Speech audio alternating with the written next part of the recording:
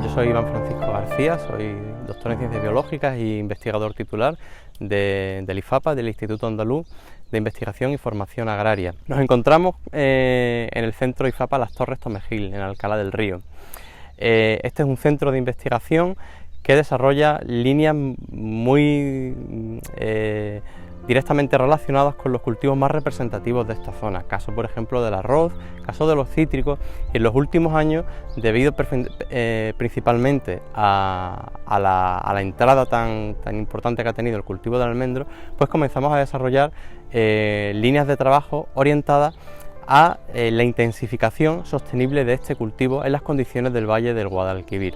Llevamos a cabo una línea de trabajo relativa a la introducción de las estrategias del riego deficitario en el cultivo del almendro, junto con la introducción de cubiertas vegetales. En este sentido, pues me gustaría, por ejemplo, puntualizar colaboraciones que estamos desarrollando con los grupos de investigación de la Universidad de Sevilla y de la Universidad Miguel Hernández en el desarrollo de productos hidrosostenibles, en este caso lo que nosotros llamamos almendro hidrosostenible. Estamos consiguiendo mejoras muy importantes en determinados parámetros que mejoran las propiedades tanto físico-químicas del producto como la querencia del consumidor hacia este tipo de almendra. Una de las cuestiones a la que también estamos intentando profundizar en su trabajo y darle importancia y una mayor relevancia, si quiere, es en el uso de diferentes herramientas, nuevas herramientas de gestión, como pueden ser diferentes tipos de sensores remotos, como el uso de drones, el uso de la termografía de infrarrojo a nivel de árbol, sensores en suelo y medidas ecofisiológicas, pues para poder conocer en tiempo real y de la manera más exacta posible cómo se encuentra nuestro cultivo para tomar las decisiones más adecuadas.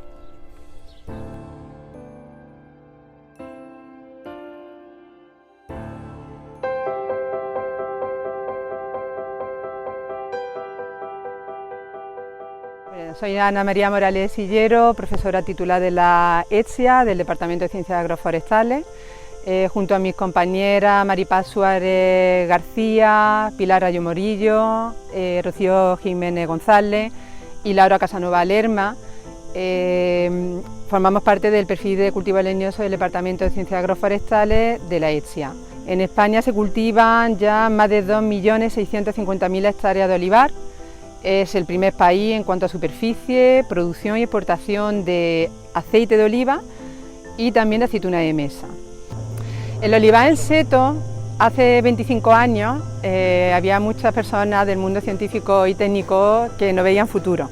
Yo siempre le vi un sentido y sobre todo le vi el sentido cuando hay empresas que pueden invertir y probar, pues me parece fantástico. En el mundo de la producción de aceite, es una realidad, nadie lo pone en duda. Al día de hoy ya las plantaciones tienen 25 años, se hablaba de que no iban a ser, la vida útil no va a superar los 10 años, se renuevan sin ningún problema y todo es cuestión de manejo y de conocimiento. Y en el mundo de la aceituna está ocurriendo algo parecido. Ya hay muchas plantaciones que se están haciendo y no me cabe duda que si nos siguen dejando trabajar en mejora, pues con el tiempo irán surgiendo en el mercado pues nuevas variedades que se adapten mejor a estos sistemas y que sean tolerantes al daño, que en el caso de la aceituna es la clave, en la aceituna de mesa. A ver, para mí un reto importantísimo es la mejora vegetal. La mejora, lo que no podemos es pensar que las variedades actuales que fueron seleccionadas hace cientos de años vaya a ser la clave para el futuro. Hace falta una apuesta por la mejora genética del olivar para aceituna de mesa. La interprofesional está apostando, gracias a Dios nos está apoyando el sector y en ese sentido tenemos que agradecer el apoyo de Interaceituna, de Aceituna Guadalquivir, Ángel Camacho, el grupo de Laia, todos están ayudando a avanzar nuestro estudio. pero no cabe duda de que realmente estamos hablando de la mejora de un camino lento. En el mundo del olivo hace falta bastantes años para poder seleccionar genotipos que de verdad sean interesantes, pero si queremos cultivar y hacer recolección mecanizada necesitamos genotipos que sean tolerantes al daño. Si queremos minimizar los daños por la mosca, pues necesitamos frutos que sean resistentes a ese daño y necesitamos fondos para investigar en todo ello. Y después la agricultura de precisión es muy interesante también para ayudarnos a un manejo que sea más sostenible. Hay que tirar también por la producción ecológica, la eficiencia en la aplicación del agua, de fertilizantes, pero todo es igualmente importante. La agricultura de precisión nos va a ayudar a tomar decisiones, pero necesitamos un material vegetal que nos permita cultivar en condiciones cada vez más extremas. Necesitamos que todas estas estrategias sean complementarias, pero de base, material vegetal, siempre nuevo y conservar lo que tenemos. Un reto también muy importante y muy interesante es cultivar en régimen de producción ecológica.